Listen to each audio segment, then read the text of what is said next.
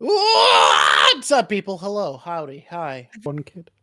I'm just one kid. I'm not There's ready. one kid. I'm Hi, just one everybody. All right, Viru, what's your crazy theory? What do you believe? What are you going to convince us of? What is your insanity? You have 3 full minutes to make your point, and then I ding you, and then we can question them. Summoning circle. I think those 4 bridges that are being built in all the blues, I think they're part of the summoning circle. Oh.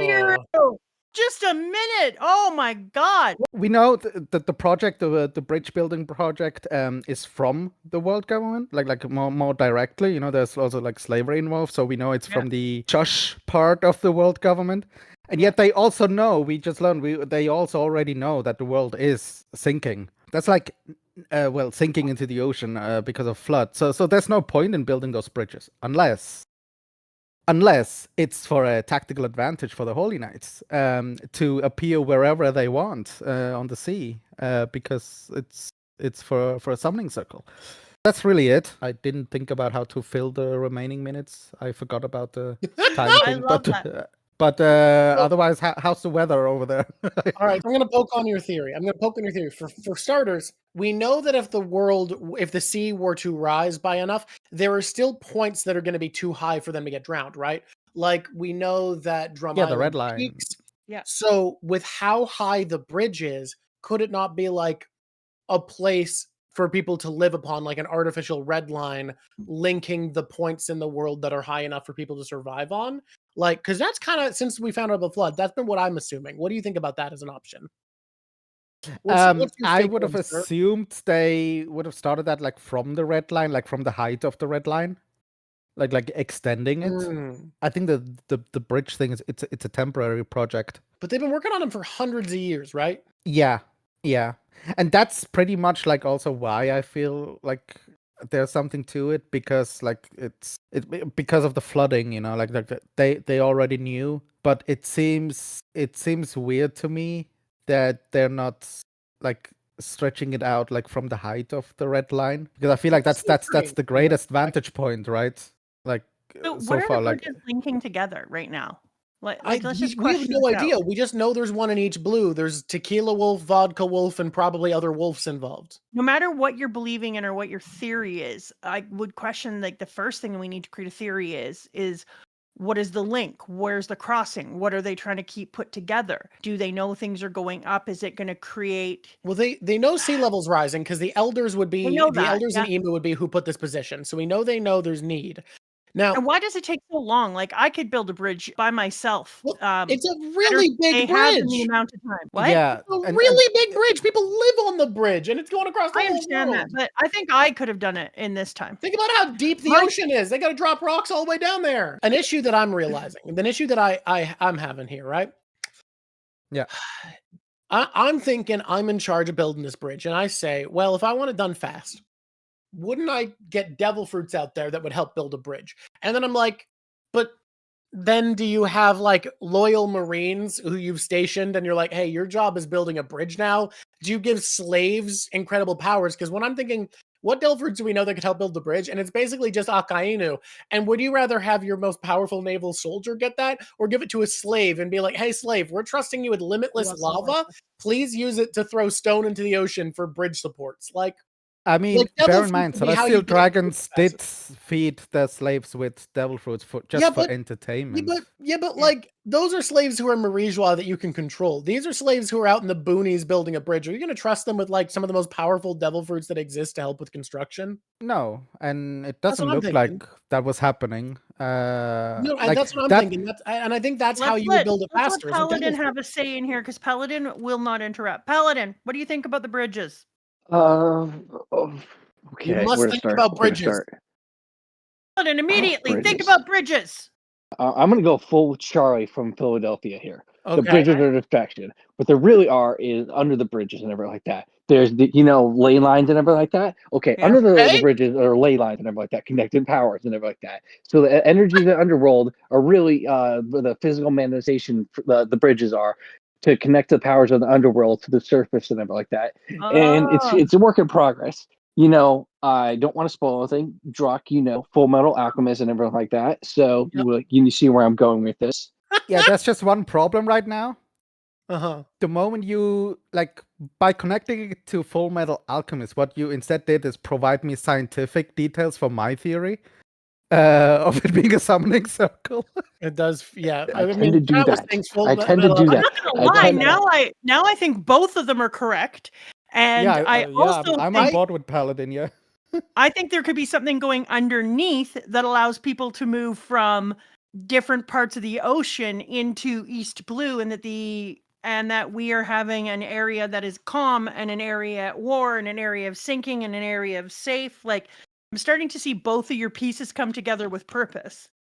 it could also And be, if you think about it, it could also be the absolute polar opposite in the sense that it's to block energies.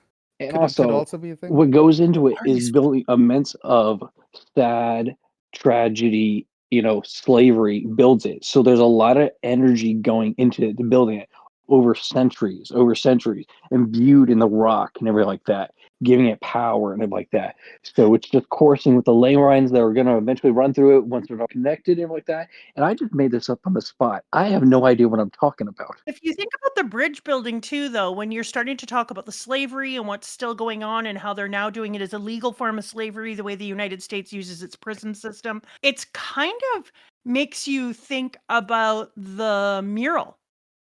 Okay. And the labor sites on the mural, yeah. How closely related the building of the bridges and the labor sites of the bridges are related to what's taking place on the mural.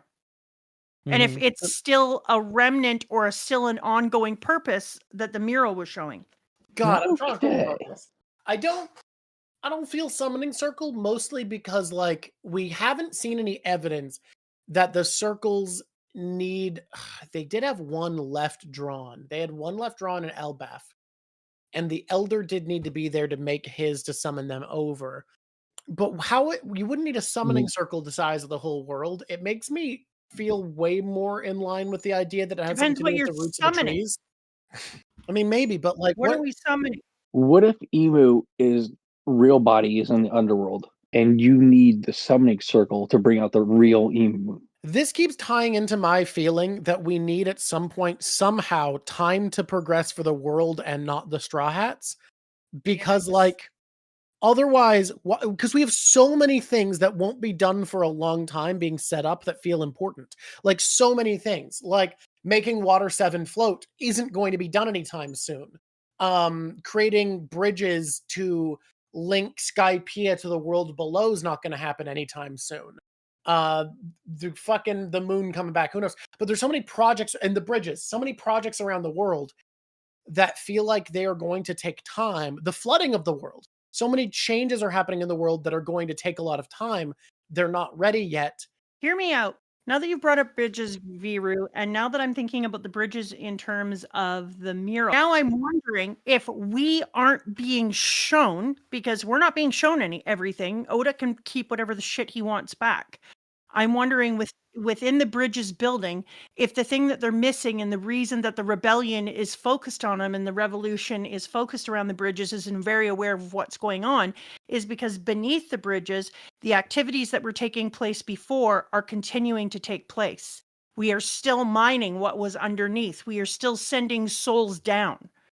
So I'm starting to wonder if the mural is not the part of the mural that was factory work and putting people down to bring some sort of energy up and then send it elsewhere isn't over. If it's still taking place. That seems to not be happening. Like it's something, it's reminiscent. No, I'm saying we wouldn't be shown it. We've been showing the bridges being built, but we haven't been shown under the bridges or at the pillars where the bridges have almost city centers and constructions. If it's kind of like an impel down, because we've already been showed impel down and how deep down it goes, blah, blah, blah. What if we're not being shown inside of the bridge structures and it's still taking place? Here's where I'm at. I don't think it's a summoning circle, but now I'm like, what the fuck is it? Because it's something. It's not just a bridge, right? Like we can all agree it's not just a bridge. It's weird. So the reason why I came up with it is because there was a summoning circle hidden in Elbaf. Like it's like yes, it's like under the carpet, right? So I was like thinking, okay, it's like Scopper knew that Conqueror's Haki can like harm them, and this is a bit unfortunate because it's sort of tied to another, like directly tied to another theory I have. I think the reason why Conqueror's Haki harms these holy knights is because of the nature of how they're present. They've been summoned by a summoning circle. The same happened to the to the 4 of the 5 elders in Egghead. And so I was like wondering, okay, this seems like quite a tactical advantage if you hide your summoning circle. And so I was just thinking, like, was it Shamrock? I can't remember who it was, but they expressed frustration over the fact that they would need to transport the LuckyLavvv kids via ships. Like it's a tedious task, and that's where I was, that's where I was thinking, okay, maybe they want a tactical advantage. Maybe for some reason seafaring is not ideal for them for whatever reason, and so they're building a summoning circle like that encompasses the world so that they can appear wherever they want. I want to bring something that chat just brought up, because Sinum just said something very, very cool. They're going to say a literal thing, that alcohol named bridges might be meant to deliver Binks's booze. Because sake just means all alcohol in Japanese. And these are all named after types of alcohol. And the only other place alcohol is important in the series, where there's a couple places, Vasco Shot's alcohol power and Binks's sake. Those are the only places. Yeah. And something cultural, like sharing cups to become brothers in arms or whatever. There's like that culture as well. Yes. As you were talking, I think I flipped. Where's your flip? I think it's not a summoning circle. Okay. Like in Supernatural, the TV show, they have binding circles. Yes. With the railway station. Yeah, with the railways. They're trying to create a giant binding circle around the planet so that whatever is coming doesn't get to come out. Like it could be for good or bad, whatever like that. Who knows what these people's intentions, but it might be like, the personification of Nika, like true soul in the underworld. They're trying to keep down there by binding it around the planet. So, and they're named after alcohol, and a lot of alcohol is used in purification. So, they'll take a sip and then they'll spit on something and them like that. A global dummy reversey. Oh, that could be another thing. That's kind of like a summoning circle. It fills the same premise. Yeah, the idea of it being a giant, the bridge being a circle for a dummy reversey, because that has to be between 2 points.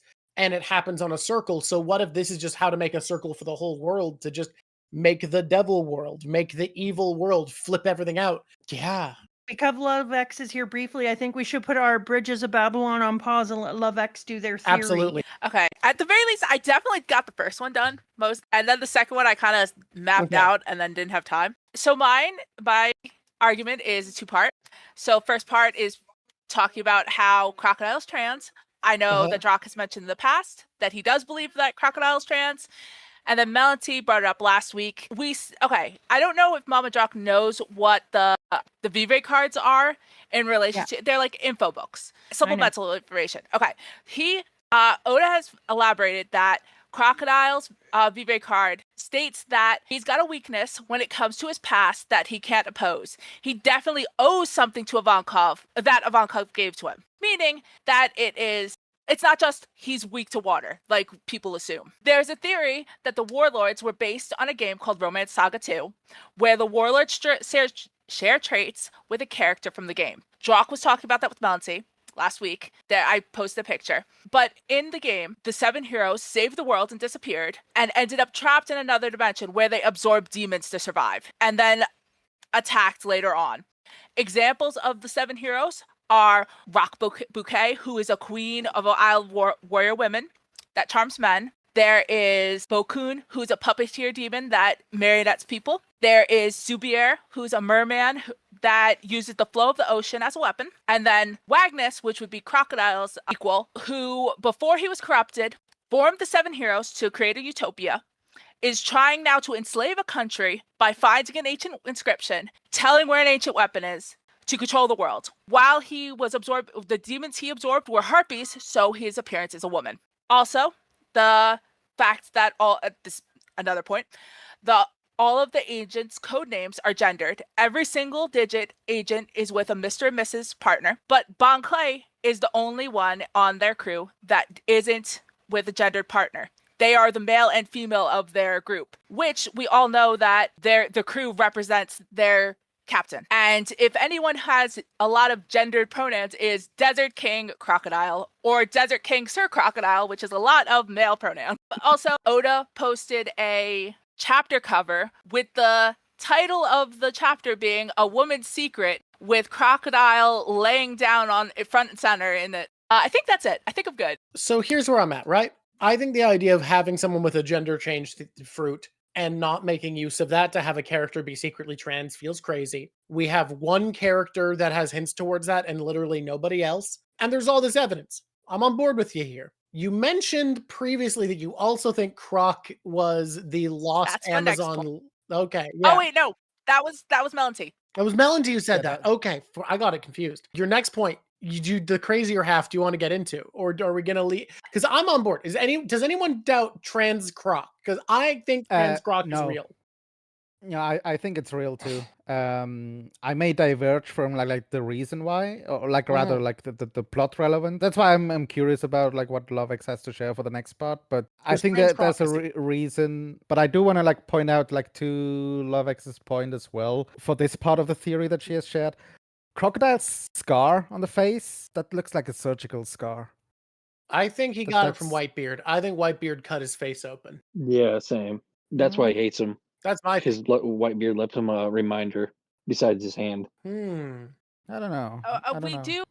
Oda has said that Crocodile did fight Whitebeard when he came to the New World. Yeah, that is true. Yeah. So Dexter 320, the need to hide it, I don't think I have a good reason for, but Melon-T's theory that he's a former Kuja or Kuja princess, empress, whatever, would give a reason for him to hide it. And, there's other reasons to hide that he used to be a woman. There's a lot you could do there. I don't think we need to know that for the theory to make sense. My idea doesn't have to interfere with Melon-T's theory at all.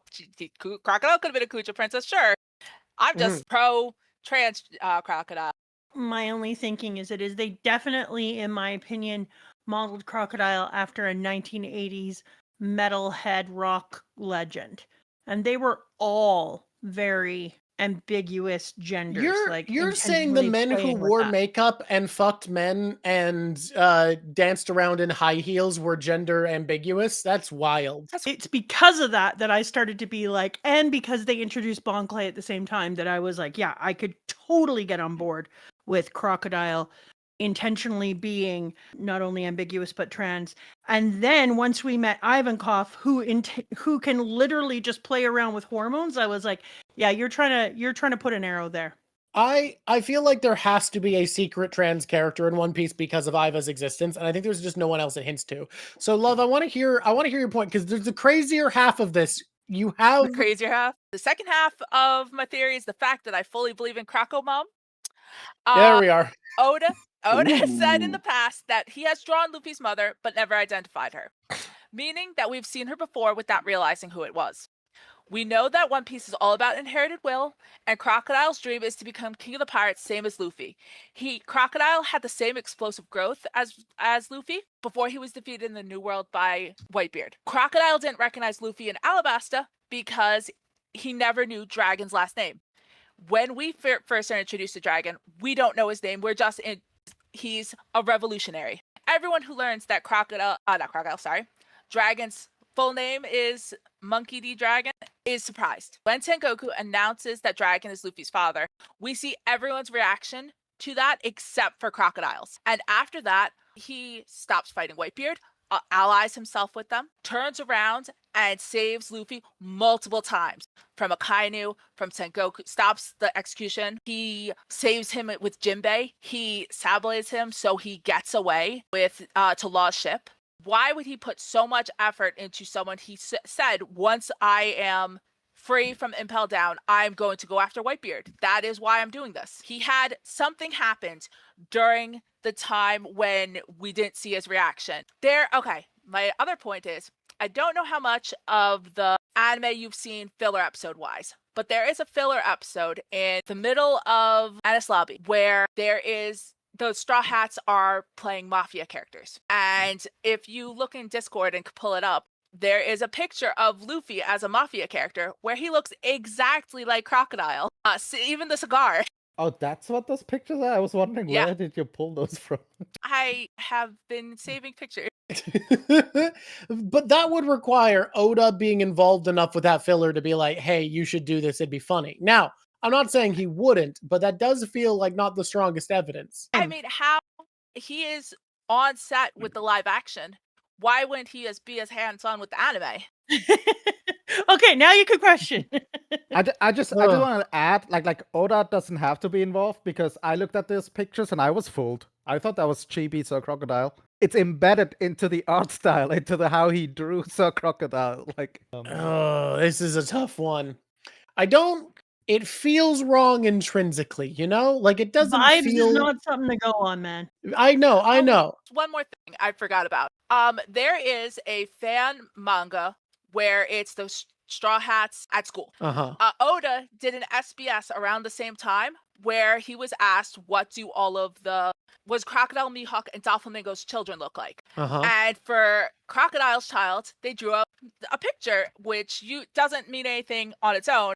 But when you look at how they drew Luffy as a school child, it's pretty much him. And I posted that in Discord also. If this is real, I'm going to owe you an apology, because I still feel so skeptical. Mama, I want you to confront this, because I only have skepticism. You can come at this with an open heart. I kind of can't, only because I have a theory about Luffy's mom of my own. So I'm very slanted. But, like, it wouldn't... I keep trying to think about, like, if Crocodile was Luffy's mom at some point and Crocodile would know it, would Crocodile have put Luffy through the paces that he did in that fight? Because he was the first person who nearly killed Luffy. The part of Love's theory is that Crocodile didn't know until Marineford. I heard that. But then afterwards, to like, I don't think the switch into protective nature is enough to justify a switching to finding out that Luffy is your son. Like, and why wouldn't Crocodile know that was his, like... The whole point in theory is the fact that Crocodile knew he had a kid, knew he gave it to Dragon, didn't know Dragon was Luffy's father, had no idea that Dragon was a monkey. Same reason why no one knows Garp is related to them. They don't really announce well, I guess Luffy does, but... Luffy does to everyone, but yeah, I know. And when I was listening to it, I was like, there's something... I think that Oda would have made such a bigger deal of the danger of Crocodile somehow if he was going to become the mother of Luffy. There is something that Oda said. I didn't bring this up, but when asked about Luffy's mother, and I think it was an SBS, he said, wait till next chapter, you will find out about them. And then that's the chapter that he announced Dragon instead. Yeah, Ivankov didn't recognize Luffy as Dragon's kid, someone's pointing out. Like, look, the fact that Crocodile switched sides and the fact that he has a past with Iva, at the very least, Crocodile at one point when he was a more hopeful man was friends with the revolutionaries, for sure, right? Like, that feels like it needs to happen, because there needs to be a reason why there is the sudden switch of, shit, that's Dragon's kid. Like, I feel like that's a thing. But does that necessitate the Croco mom theory? Now, it feels more clean, right? It feels clean because it's like, okay, it settles that, and it settles Croc's past with Iva at the same time, but it could just be like owing Dragon. Like, oh yeah, I owe you for hooking me up with that Iva guy, so I'll protect your kid. It's tough, though. It's tough, right? I mean, prior to that, he stabbed that kid, so if he had known about it... He didn't know it was Dragon's kid. Yeah. Like that's necessary for your theory as well, at its base. I'm going to jump in a little bit. Do we know the missing Empress from Amazon Lily yet? We don't. Okay. There is one missing between Gloriosa and Shaki. No, it's not Shaki. No, it's between Shaki and Boa. It's between Shaki and Boa. So it's in the right age range for Crocodile. Yeah, Melon's theory. I believe Crocodile. I believe Crocodile and Dragon are kind of the same age range too, if I'm not mistaken. Similar, yeah. Yeah. What if they met at the execution? We never see Up at Rogers. we never see Crocodile's face at the execution. We only see the back of their head. We do know, and this is more just for Transcroc, we do know Oda was heavily involved with the live action, and at Rogers' execution in the live action, there was a woman dressed like Crocodile. So that's pretty cool. Earrings and everything. The reason I didn't mention that one is because if you watch it, it could look like it's panning over to Shanks. So I found that one a little weak. Fair. I like that one, though. I think it's neat. If it turns I out to do be like it true, I too, think it's but- real. It's weaker. Yeah. There's a lot. There's a lot to this. I'm all in on Transcroc. I want that noted. I'm 100%. Yeah. Crocomom, it feels off to me. The sniff test ain't there, It's and so that's fun. not evidence. I can't go with it. Yeah, me neither. I think wouldn't hate it though. Is the thing. Like I'd like it. It would be fun. It'd be wild. It would I feel think, crazy. The thing is just, I just truly believe the reason why Crocodile started helping Luffy was because, his pettiness against the world government. And yeah, like every time Sir Crocodile showed up to help like our faction, quote unquote our faction, he said something like he was all like pissed. No, actually, since Impel Down, like he expressed pettiness like throughout, and I think he just like simply understood like what Luffy represents, and I genuinely believe he would have saved Ace as well if he knew him well enough to understand that he can be provoked very easily. And I think he just understood like what it means for the world government to also kill Luffy, and that's why he saved him. I think I have like far more stocks into the Crocodile being trans, like just in general. But I think that has also more to do with I genuinely believe Sir Crocodile is escaping his previous identity because he's potentially a high value target for the world government. Maybe even at Celestial. My take is, I feel like the way Oda rights has changed around gender issues. I think that early on that was what he intended, and now I'm not sure if that's what he'd deliver on, or if he would have Crocodile be like trans and be like, yeah, that's not what I felt like I was. I didn't want to be a beautiful empress. I wanted to be a smug mobster. Yeah, but Could it be both? But remember, that was also the same arc where Bon Clay was introduced, and Bon Clay is still intact by Impel Down. So here's where I'm at currently. I don't see it, but I see the evidence. Here's what I'll give you. I will disagree. I will respect your opinion, and I will say the same way if Eye Patch Yamato happens, we're doing a full public apology stream to Mama. You will be coming on the stream for a full public apology stream if Crocomom is true. You will get to sing the I Was Right song for a straight 2 hour broadcast. Congratulations if that happens for you. I'm pretty excited about my I almost hope it does. stream. I don't believe in it, but I want it to be true. My most controversial theory is probably the Hell Tree, but we've been over it extensively. I've had my chance to pitch it. So instead, I'm going to talk about the Davy Jones fruit. Go ahead. I fully 100% believe that the reason Blackbeard needed the Yami Yami no Mi is that it is a devil fruit. It is a devil fruit of the figure that is Izunami in this world. The queen of the underworld that my mom believes is at the center of One Piece, that I think Emu has become by being at the top of the stump of the Sun Tree. I believe that figure, Izunami, the Sea Devil, and Davy Jones are all, and Mother Ocean. I think all of those entities are one and the same, and Blackbeard's fruit is a mythical Zoan of that figure. It is the Davy Jones, Mother Ocean, Sea Devil, Izunami fruit. I don't know which one name they're going to use, but I think it's like the Hito Hito no Mi model Sea Devil, model Davy Jones, and that what has pushed me over the edge to fully believing this is the line from the previous chapter of Rox was a devout worshiper of Davy Jones. That to me has me feeling like this is the opposite of the sun god. This is something from the darkness of the world, the depths of the world. Davy Jones' locker, the opposite entity. Let's talk some evidence, right? All of Blackbeard's moves, in theory, darkness, are about tides, grasping waves, vortexes, using the same, and in Japanese, vortex and whirlpool, same goddamn word. We see waves of darkness. It's not just darkness, it's watery darkness, right? On top of that, if we believe that Izanami, the king of devils, the queen of devils, if we believe this figure is the one who dictates the devils and embodies them, gives them to the God's Knights, gives them, or to the elders, imbues the God's Knights' weapons with them, the commander of these devils, would it not make sense that the fruit of this Izanami figure of Davy Jones would be able to command, move around, and manipulate and own devil fruits, the devils inside them, for more power?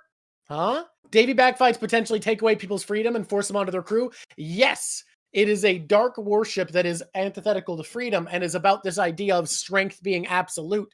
Instead of using strength to liberate, its freedom is owned by the strong, which is the same as Blackbeard's fruit. It takes away a devil fruit and makes it his, kidnaps it. His entire thing is focusing on the idea of devil fruit powers and the distribution of power in the same way as Imu. So I think Imu is not the original Izanami of the world. I think the Izanami is a mythical figure that has now become a devil imbued into a devil fruit, but that Imu has effectively become the new Queen of Hell, the new Davy Jones, the new Izanami, by being at the command of the spout from which the devils come. But that just as Joy Boy has been reincarnated in spirit into Luffy, and there is a Nika fruit representing that spirit of freedom that Joy Boy was, I think absolutely Blackbeard could have a fruit of what Imu is. So Imu became the new version of the old Davy Jones. Imu is effectively like Joy Boy is to Nika, and Blackbeard's fruit is to Imu what Luffy's fruit is to Joy Boy, their original source of power. Opposite of when Robin says, "Take me out to sea with you," in Eni's lobby. Exactly. Blackbeard is the sea takes you out with me. Like, it is the sea taking people out with him, which I fucking love as an exact opposite of what Luffy does, taking people to the sea with him.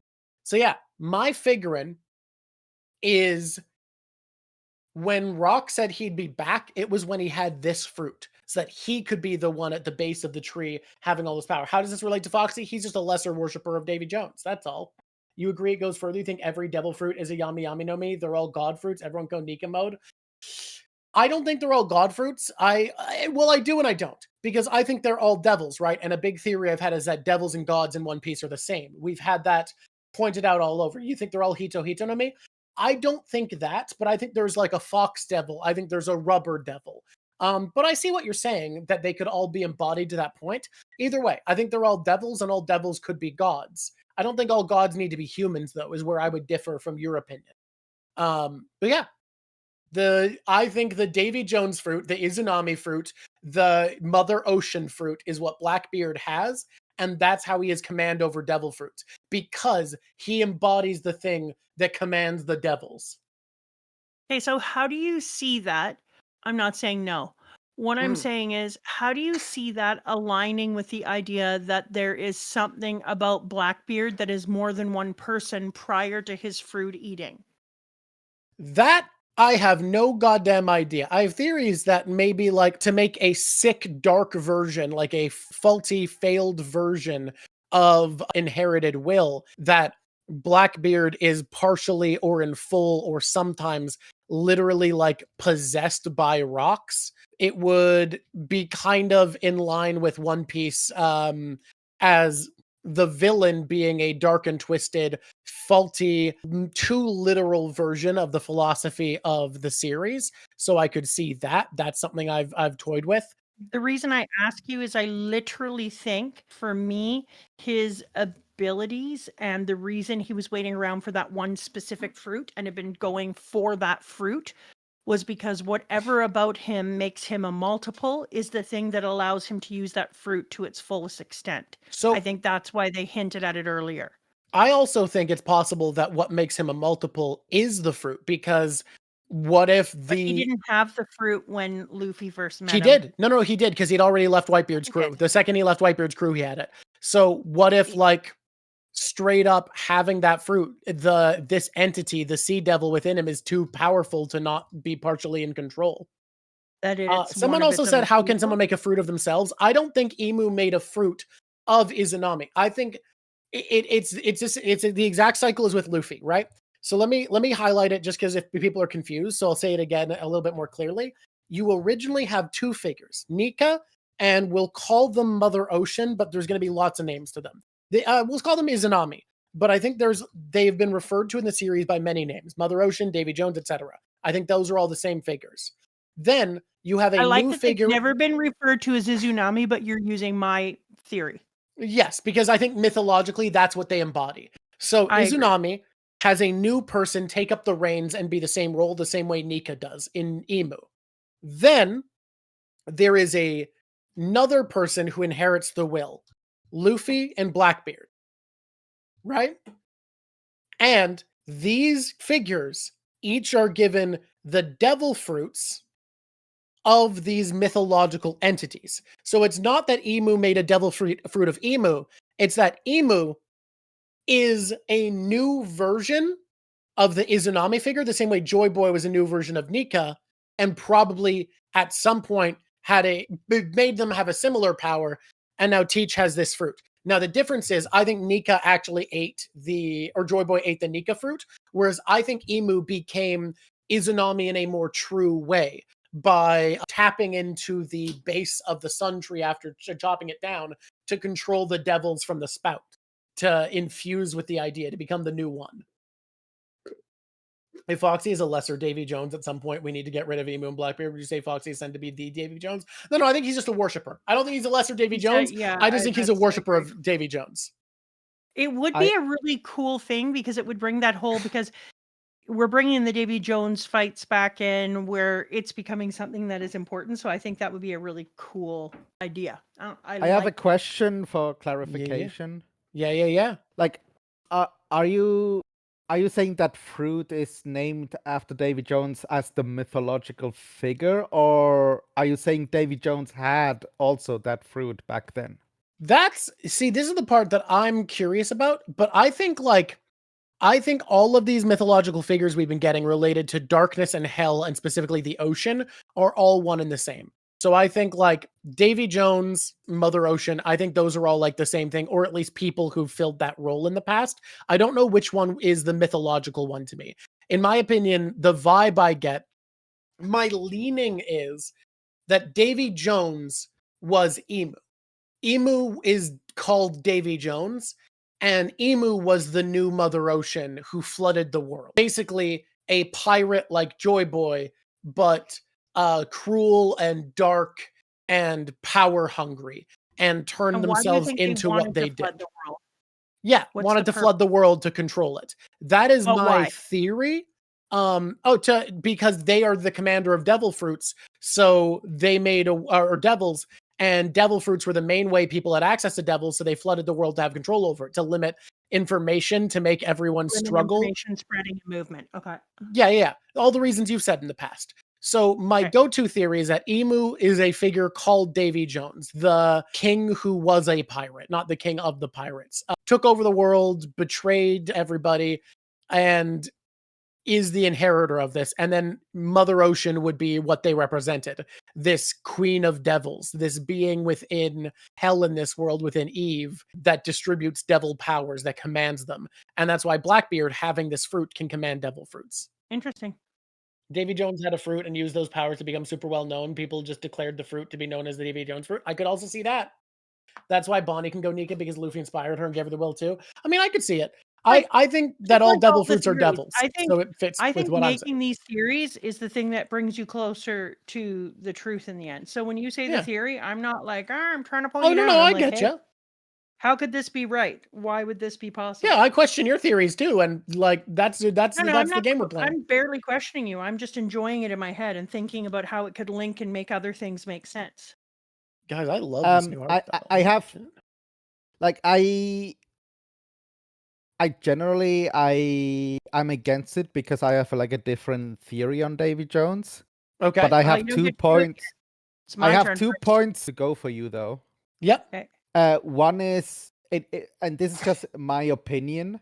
If Emu has to use a book for these powers, what that tells me is those powers are not native to Emu then. No, I don't think they are. I think Emu being at the helm of the world, being at the stump, has the power to command this, has the power to command devils directly. And the reason other people can't use summoning circles the way those Satanists tried to summon devils is because Emu is out on the tap. Emu is the only one who can use those things because Emu controls the flow of the devils outward, which is why, like, I think they have become the Izunami figure more than its native powers. I think Emu was born a human and in theory can only do what a human can, but is in a position to make that pretty incredible. I was all like a little bit suspicious when we learned about, Nerona Emu, because it's just with the way Oda introduces, uses the principle of Chekhov's gun, right? When we learned about Law, the devil fruit, the OPOP fruit, that signaled to us, okay, that means like this is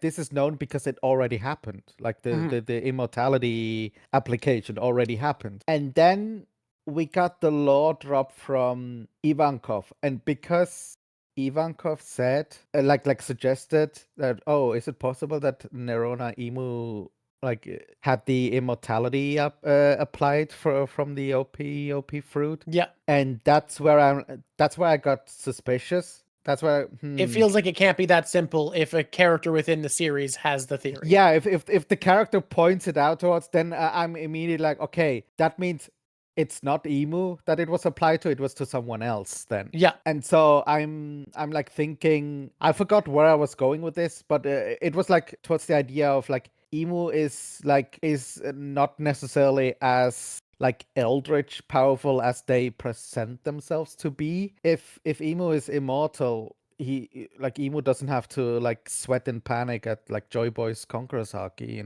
like from the knot. I mean, Law's fruit in theory I don't think is meant to grant the type of immortality we see the God's Knights wielding. It's supposed to be not aging, from what I understand, because it's called the perennial youth operation. Yeah, like a eternal youth. Yeah.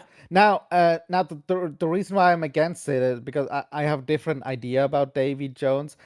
When we got into Elbaf, like one of the like themes, especially like the anthropological aspect of like Elbaf's theme is like how many different variations of interpretations there are to like Elbaf's culture, like what Elbaf's culture is supposed to be, and especially tied to who Nika's supposed to be. And so I genuinely think Davy Jones was the name of Joy Boy. Interesting. I could see it. And so the like diverging legends passed down, like the same person really, and without like realizing that they're referring to the same person, because like it could be that because of like differences in how they're being told. I think maybe like Joy Boy towards his end attempted to go back to the Fishman Island, but didn't make it in time. But their descendant maybe like that's where Hody Jones, the first one, I mean. See, my leaning away from that is the themes have more been about like the same figure being interpreted by different like portfolio, people. By different like different purpose, not different not the same intents, bloodline, not as different people, not as a varied name, which is my leaning against that.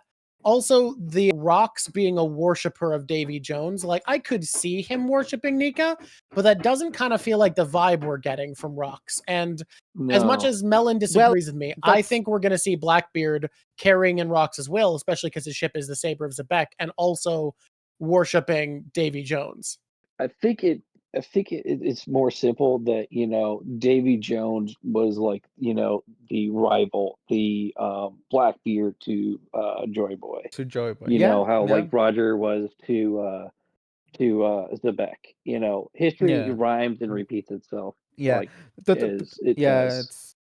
it's just the issue I'm seeing with that is we got in, like we were told Joy Boy was the first pirate, So if it was Well- like a rival, it would have to be Okay, like so following before him was maybe. Davy Jones. Like, I mean, it following him doesn't- was Davy it- Jones. And then you- when Roger premiered, like so Mhm. many years ago, after him was Beck. And then we don't know the exact timeline of Blackbeard making his debut.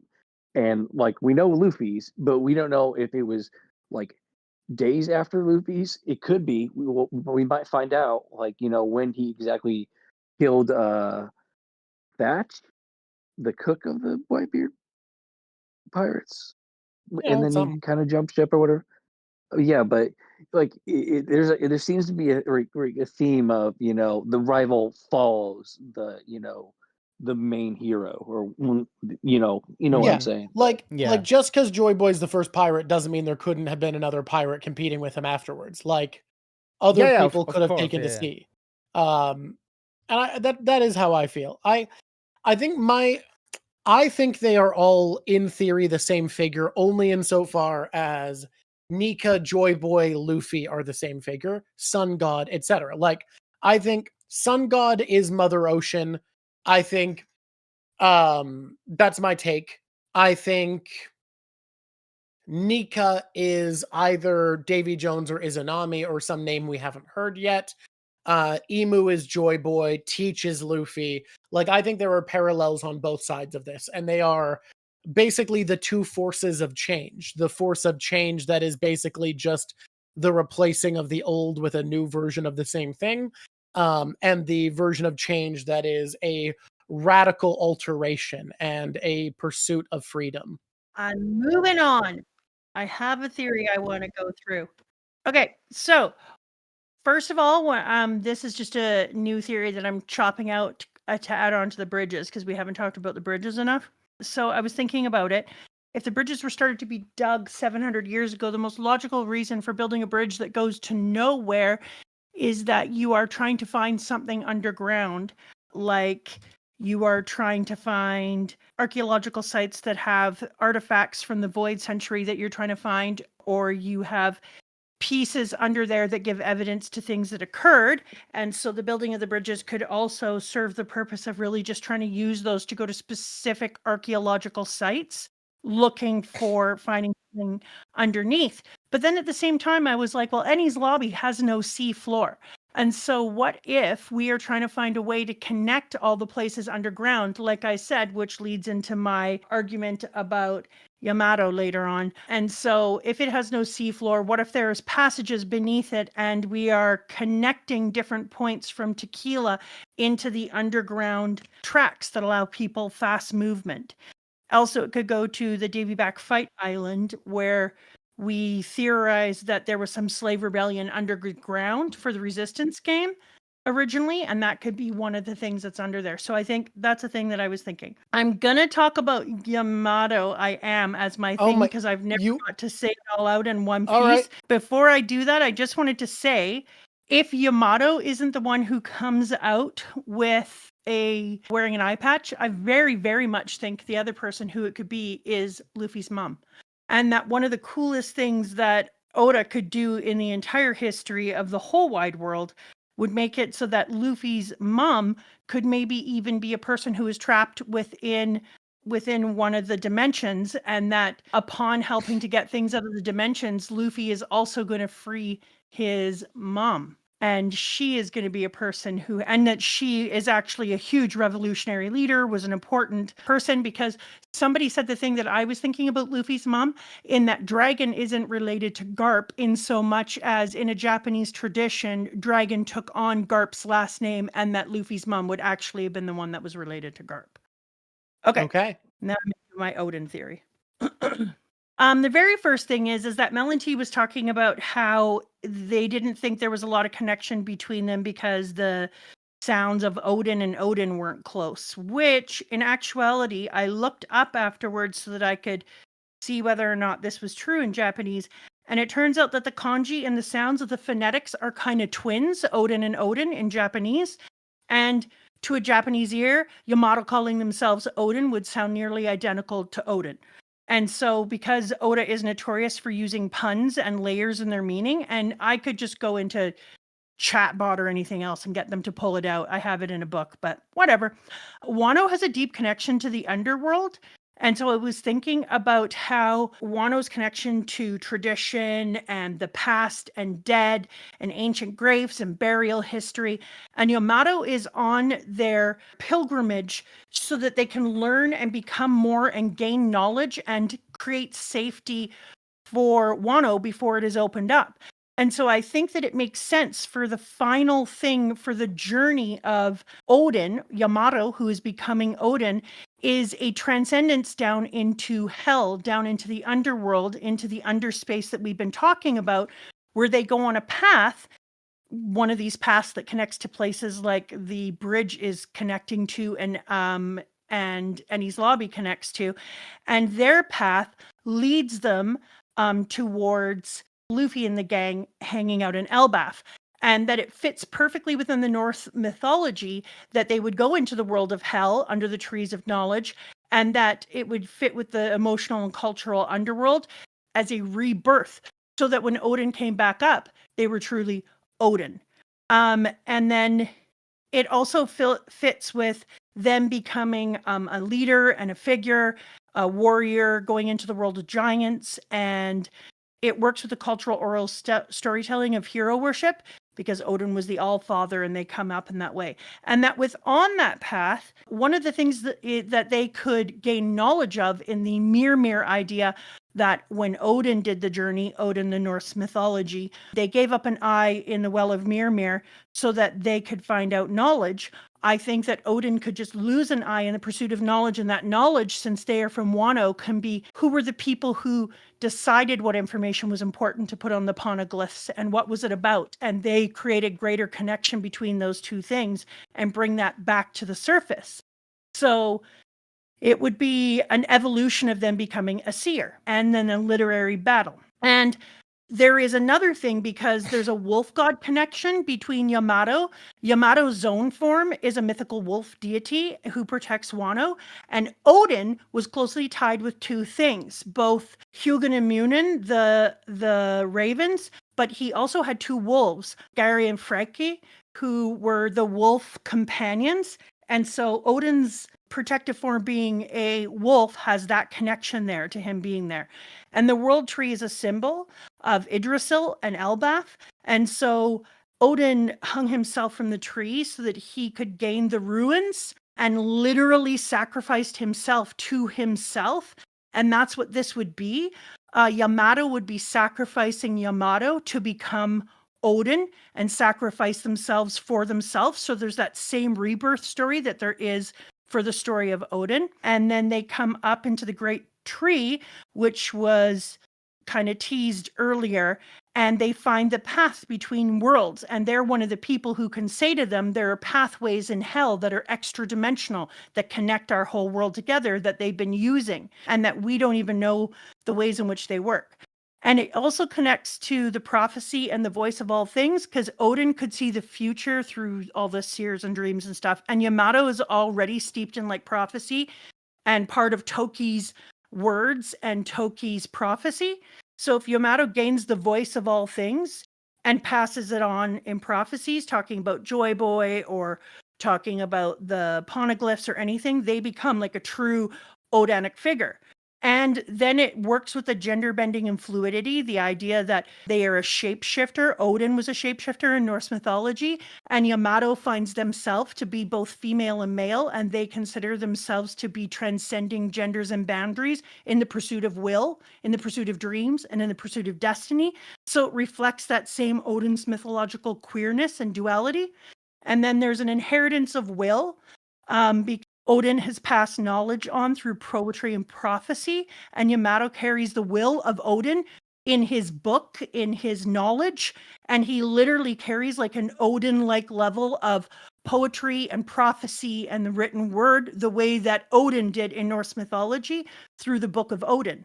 And so they become a guide. It brings them also back to the ship and back to our Straw Hats, which is amazing because when they do that, it allows them maybe to become a member of the crew, brings us back in, and they'll bring with them Odin's logbook and their unique mythical Zoan fruit and having a deep emotional connection to Ace and Luffy. And if we don't do that, it'll be an open hole because having Yamato out there is a narrative gap right now with them just wandering around when they have such a unique mythical fruit and this connection between Ace and Luffy and this logbook, and there's been no payoff. There's no way, in speaking of Chekhov's gun, that they don't have to become important. And so this would actually sew that up perfectly.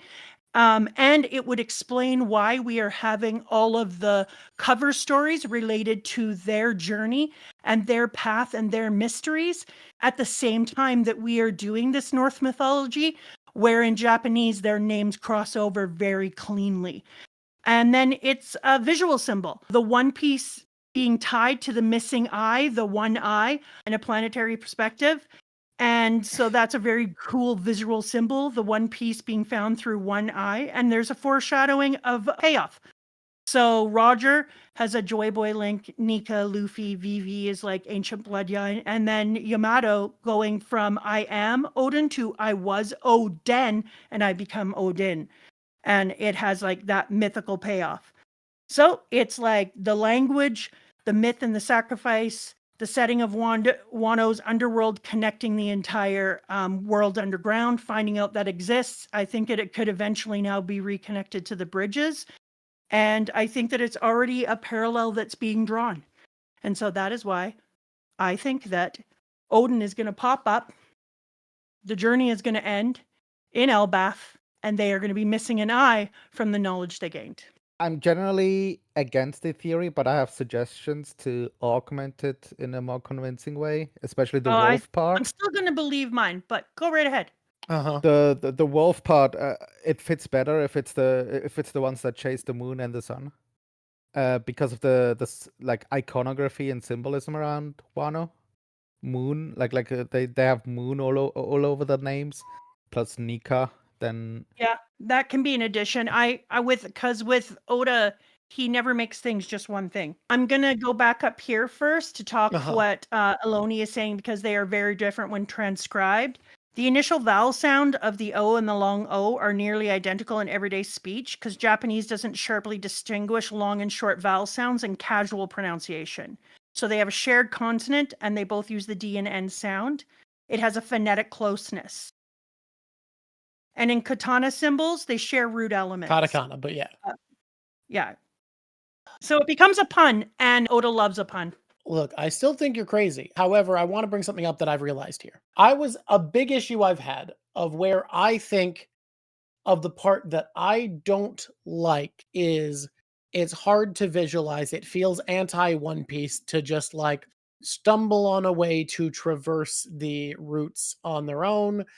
It feels too ham-fisted out of nowhere. So there needs to be a mechanism. Okay. And what I want to remind you that in the 2-year gap, we had people ham-fisting their way through training in different areas. Yes, but it wasn't a thing that happened to affect the plot. It feels un-One Piece. There is no structure that feels like it fits. I don't think it's going to come up as ham-fisted. I don't think they're going to have all the answers in any way. I think they're going to have something that changes it. When you talked about the need for the world to take a giant step forward without losing time, this is how I see that working. So if you would allow me to finish, what I realized is that on Wano is a weapon, a vehicle called the Pluton that is somehow connected to what the ancients were capable of. So there is a pretty reasonable method associated with a god of the underworld to be able to access and traverse the abyss on Wano. Because to me, the idea, if we already have the Uranus, we believe, accessing the dimensions that you and I believe are part of One Piece now, why would the Pluton not also have a similar capability? Why would it need to only... It's named after the underworld. Why would it be a ship that sails... Exactly. Holy shit. What if it was Davy Jones's ship? What if Davy... Because think about it. Sink. A boat that could traverse into the underworld? That's some Davy Jones-ass shit. And when you say what would be the point, is that Yamato finally joins the Straw Hat? No. Number one, Yamato is on a journey right now of self-discovery and change. We said that they said they wanted to open Wano up. What if there is a way to open Wano up that doesn't let just anyone in? What if there is an underworld, Pluton takes off down through the underworld method? I don't think limited borders is very One Piece. I think when it's time, No, everybody is but I'm not open. talking about a total limited border forever. I'm talking about a potential. They go down there under the idea of, oh my God, what is this connected to? They're in the boat or they're on their own, either way, and they're following a path and a journey. And as they're following that path and journey, the way they are on their own in their own story, it happens to come to the same place the Straw Hats are. I am starting to feel like the Pluton traverses the underworld, and if this is happening, that's how.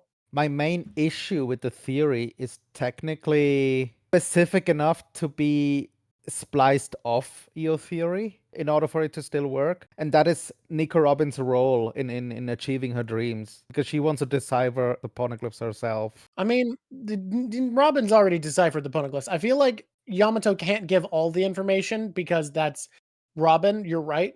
But like, Robin can translate poneglyphs. I think someone else reading one is not like, or gaining information isn't a big issue.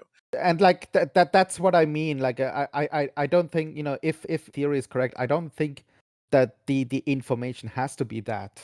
I think it doesn't. But also, they can gain the information of why the poneglyphs were made or who made the poneglyphs. They don't have to gain the information of what the poneglyphs say. It doesn't even have to be about the poneglyphs, but just when I'm thinking about it and I'm thinking about all the loose ends in the story, I'm like, there's an area you could put it. And so I think it would work out really well.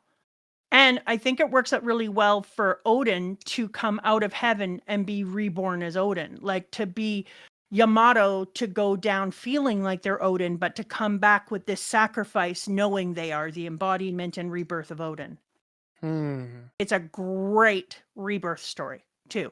And it lets them fulfill all the things they were going to do on Wano, but it reconnects their storylines, which right now are just open, all the different pieces. One Piece has never been a story where there has been a clear, like, if you sacrifice X, you gain X. Like that's not the story we've been in. So how do you see that happen? What takes place? I see. Yeah. So yeah, I love that question, because the same way that I was like Queen of the Underworld or blah, blah, blah. Yeah. I see this as a thing that takes place and happens because sometimes within a journey, we might not have to be told we have to give up an eye, but on the journey, we can lose an eye through the dangers of the situation under there. Because he doesn't always do things in the exact way that they would have been laid out in the original myth. But if you lose an eye while you're in the pursuit of information and finding out where these paths cross over, and you find out something significant, that's close enough to go over. The same way that the sounds, even though they're not identical, and why would anyone think that Odin and Odin needed to be identical? The fact that they are similar so that it becomes a pun is what makes it more likely, in my opinion. Not identical. Yeah. I could see it. I could also see like filling Odin's mission. I think Momo needs to be the one who uses Pluton. Like, I just think that's how it is. But I could see the same way Odin's mission would have been making sure Momo can get there, that becoming Yamato's mission and finding a way to help Momo achieve what he needs to. And I'm still certain that the powerful weapons are going to be turned on through sound, through music, and open dimensions. Like the weapons are going to be directly linked to dimensional openings, I believe. That is another one. I think that's already what we've seen with the Uranus firing. I would agree. And so because of that, I think getting the weapons closer together is going to become important. We have to see some of these weapons come closer together now. I want it noted. I think that I am fully on board with one thing, which is I think the Pluton traverses the underworld. I think it is a ship that can descend into the ocean and sail through the roots of the trees. And because there's no seafloor in Enies Lobby, there doesn't need to be a seafloor under the section where it can go into hell, but it can also go into hell in a dimensional way. It also links that bridge idea, like why build a bridge to nowhere? Well, you could be looking for other ports into the underworld travel. I don't know if that's a thing. I feel like looking for something, it wouldn't be structured as well as it is. And also, I feel like that just doesn't feel like an answer to a question. Like, it doesn't feel like I think it does, because imagine if you were like, yeah, we're giving it no reason except for just building bridges to nowhere for 700 years. But it's a little weird that it started 700 years ago. What are they looking for? And if you attach it to Viru's idea, it can also be like, what if when they find it, they have the ability to summon what they're trying to find up? Like, there can be so many parts to it. I think that it isn't one-sided. I could see it. I'm not sold. Again, we do a full apology celebration stream if Yamato shows up with an eye missing. I don't think you can imagine how big the celebration stream is going to be. I can imagine. Okay. I have a slight theory. It's full on just to antagonize people. I got in an argument with a couple people the other a couple days ago or a week ago. I don't know. Time is an illusion. I truly believe that Boa Hancock, like, spoilers alert for anyone that hasn't watched the end of Game of Thrones, I believe Boa Hancock will go the way of Jorah Mormont. No. Yes. You are just antagonizing. The one-sided love of an important character that will make the ultimate sacrifice to save the heroine. I believe that Boa Hancock will die. I believe in the ultimate way of, like, a giant FU to the celestial dragons. But, in the final battle, I believe Boa will die. I hate that you're so right. It does feel like it fits, huh? I think the story needs it. I think, as fun as it is for Luffy to take everything, with the chip of his chin and everything like that, brush stuff off. I think a small part of it, he needs to take the final battle serious. And what's going to take it more serious than not losing a crew member, but losing someone important like Boa Hancock? I mean, the one you said it in the sentence. The thing that would make him take it more seriously is losing a crew member. Now, does that mean it'll happen? No, but it was in the sentence. Yeah. Yeah, but the only crew member they would let him lose is Chopper, and Chopper was already lost in a Davy back fight. So no, as far as death, they would let Usopp die. Oh God! I would say Brook. If that was Usopp's final moment, people would be so I don't pissed. think Usopp is going to die, but I think of all the Straw Hats, he's the one it's easiest to kill because his mission doesn't require surviving after the story. His quest is to be a brave warrior. It is the only quest, I guess, greatest swordsman, but we'd still need to see it. Like, most of their quests would require them surviving past the final battle. Laboon needs to be seen by Brook. Nami needs to chart the maps. I don't know if Oda would take a Straw Hat dream from us, is the thing. But yeah, going point to, like, in order to take it serious, seeing someone that he treasures die in front of him that's not his crew member, I think would have a great impact on him. Not to mention, she'd have a death where because he does not love her. It is a one-sided love, and it be heartbreaking, really. I'm against it mainly because I don't think her infatuation with Luffy lasts. I think she will get over it. If she dies, I think it's on behalf of Amazon Lily's people. Where, like, it's like a bookend of her character progression, where she used to look down on people, but then she dies on behalf of them. I don't know, man. Like, her love of Luffy is not a small thing. The love sickness of Amazon Lily kills people. Like, it's a weirdly real thing. So but that's also, part of it too. I think that would depend on how far Oda has come in his feminism with his daughters. Whether he lets her die for her people or die for Luffy. Actually, I would think, because I also have a theory that, Sheki and Rayleigh are the parents of Boa. And I think, the reason why see Rayleigh being her dad. Rayleigh keeps on going back to Amazon Lily is because Boa is his daughter. And I think he would go and protect his daughter. That's an interesting theory. Rayleigh actually has a good chance of dying. I could believe that theory because, Boa said, like, when she revealed her backstory, like, she said there's only one man. She, like, in relation to, like, learning Luffy's character, she said there's only one man, and that's Fisher Tiger. And so I can believe the only reason why she's also comfortable with Rayleigh is because he's her dad, but because of the culture of how kids are being raised. I think that's why she has like Who? she's like not this- more directly involved with. This the leads Rayleigh. to a question that I like here, right? What characters that aren't just the previous generation, because a lot of them are probably going to die, passing the torch, etc. What characters that aren't Mhm. like in a mentor space do you think are likely candidates to die in the end game of One Piece? Like, who of the current generations do you think is biting it? Because we're not making it through without some meaningful, surprising deaths, right? I think it's Vivi who could die. Like a real That's impact. Do you want an crazy. Wow. impact? Vivi. Okay, defend Kill yourself. Vivi and people will go wild. Explain mean, why she died. Explain that- why we killed the blue girl. Well, because Emu has a thing against her family. Yeah, makes Directly. sense. Had her face on the picture. Put a knife through it. Vivi is a person who clearly I thought he only is put the knife through on the Luffy, block. and that was he put the knife through like Luffy and Blackbeard and left that one untouched. No. Vivi was, I thought Vivi he tore up. was he tore it up. He tore up Luffy's and Blackbeard's and stabbed Vivi's. Oh, okay, never mind. I misremembered. This is a good detail. Or maybe it was Shirahoshi, because Shirahoshi was there Ooh. too. Let's look it up. We have an internet.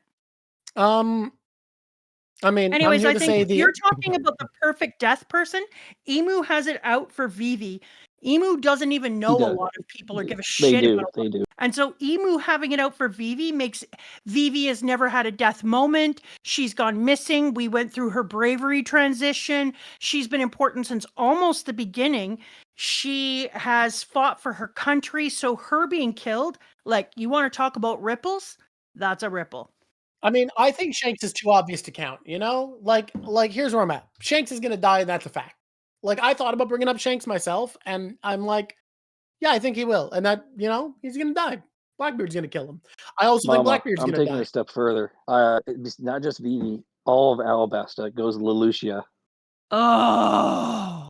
That would have so You think much. we're gonna Lelouchia? That would hurt. Holy shit.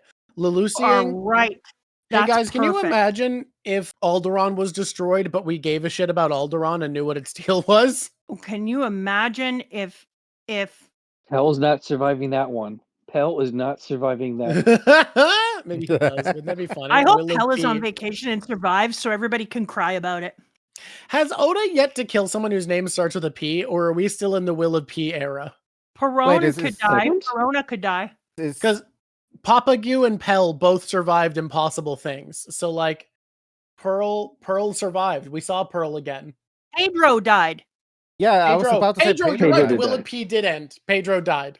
Alabasta It'd be getting 10 Lelouchia would be fucked, dude. And if they're gonna raise the sea Yeah. levels by as much as they want, they need to destroy a lot of fucking islands.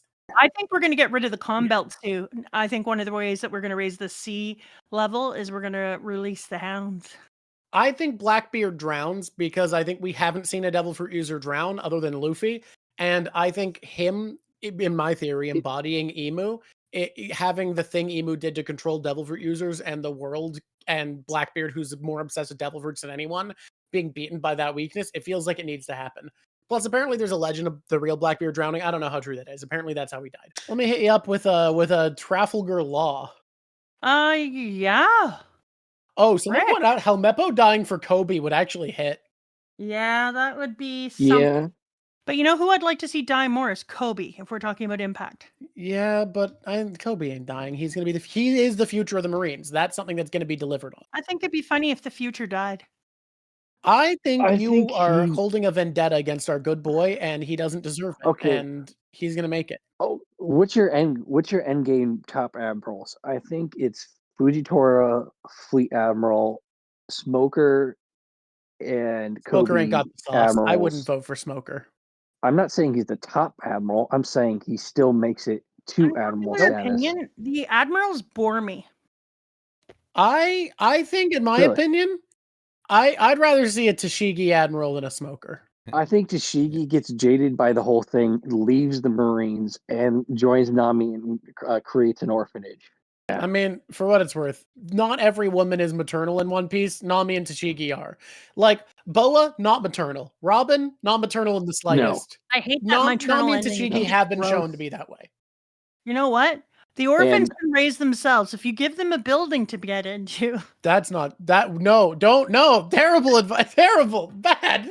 Hey, YouTube, it's been a Patreon day. We have It has Patreons been. on. We discuss things. Today, we discussed theories, theory crafting. Are we crazy? Yes. Do you want to hear? Obviously, you're here listening to this at the end of the show. Press like if you liked it, because liking things really helps in the algorithm, and it's very kind to do. And you probably haven't done enough kind things today. And if you have done enough kind things, what is another kind thing? Kindness. And if you want to subscribe. It's a great idea. Woo! If you want to become a Patreon, you too can come on here with us and actually be part of the show and be in the videos and have the talking and the living and the doing things. And you can say things like, Boa is going to die. So it's been a pleasure being here with you. I hope your day I hope you have a day that's Mukie. Rock it out. Everybody, until next time. Squish on squishies. It's been lovely lovely talking talking to to you. you. That was close. That was close-ish.